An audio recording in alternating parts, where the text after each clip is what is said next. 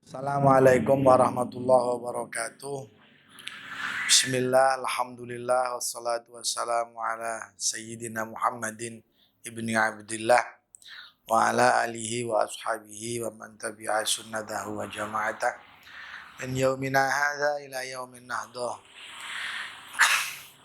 Alhamdulillah kita bisa memulai ngaji bareng, memulai kisah bareng mengenai keilmuan-keilmuan yang ada dalam agama Islam.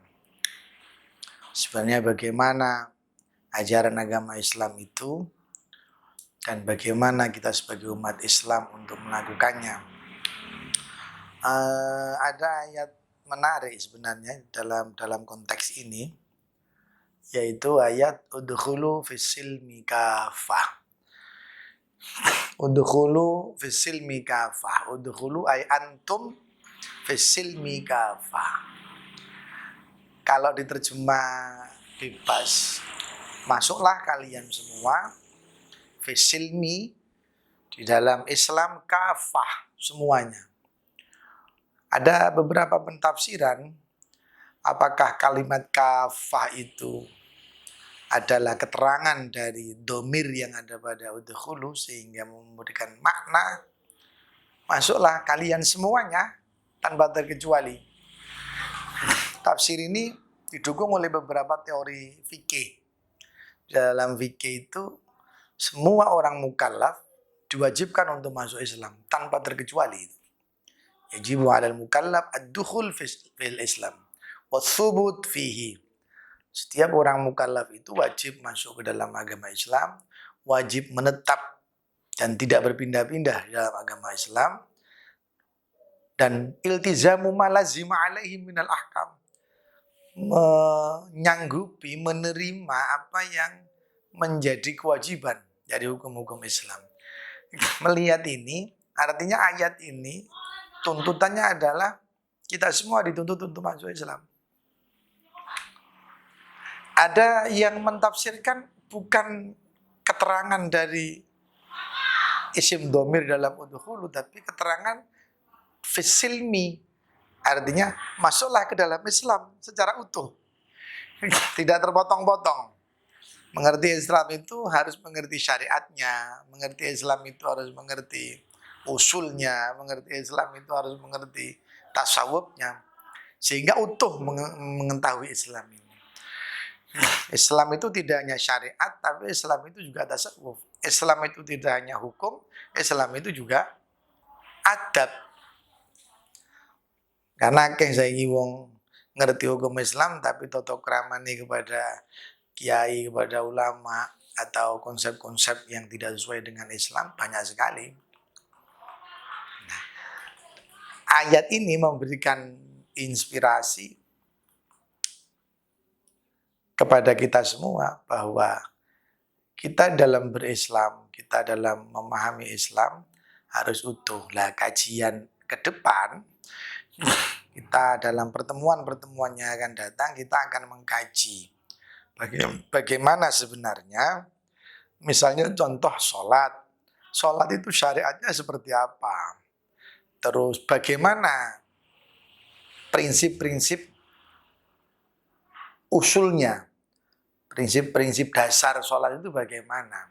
Kemudian bagaimana kaitannya sholat itu dengan tasawuf. Ini akan menarik kalau kita sebagai umat Islam memahami semua yang ada dalam Islam, apakah itu sholat, apakah itu puasa, apakah itu zakat. Kita tahu dari sisi syariatnya, kita tahu juga dari sisi usulnya, kita juga tahu bagaimana kemudian menjadi konsep tasawuf.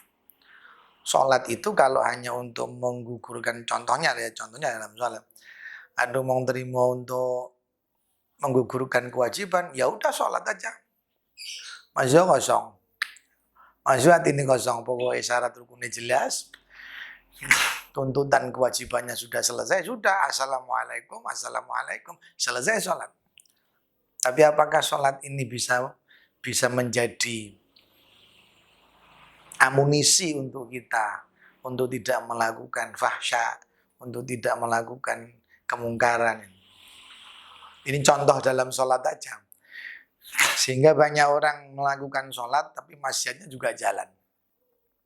Karena sholatnya tidak sampai kepada ruh tasawuf itu.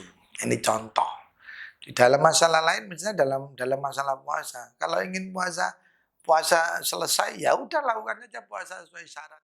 Pokoknya ono kewajibannya jelas cukup syaratnya sudah selesai. Apakah diterima? Nanti dulu. Soalnya wong puasa ya ambil yang kisahkan wong ya akeh. Poso ambil gosip di WA ya birang-birang.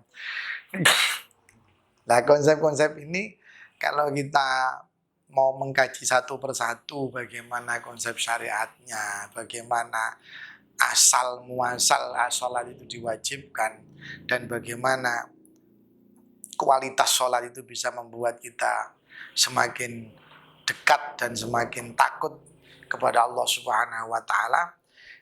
Insya Allah di pertemuan-pertemuannya akan datang akan kita kupas satu persatu.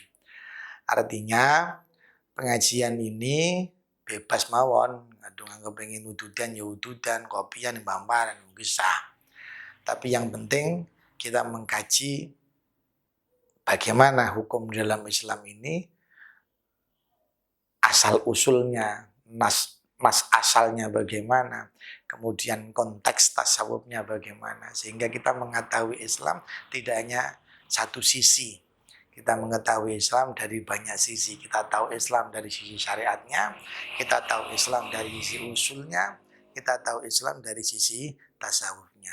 Mudah-mudahan kajian kita ini menjadi bermanfaat untuk kita semua.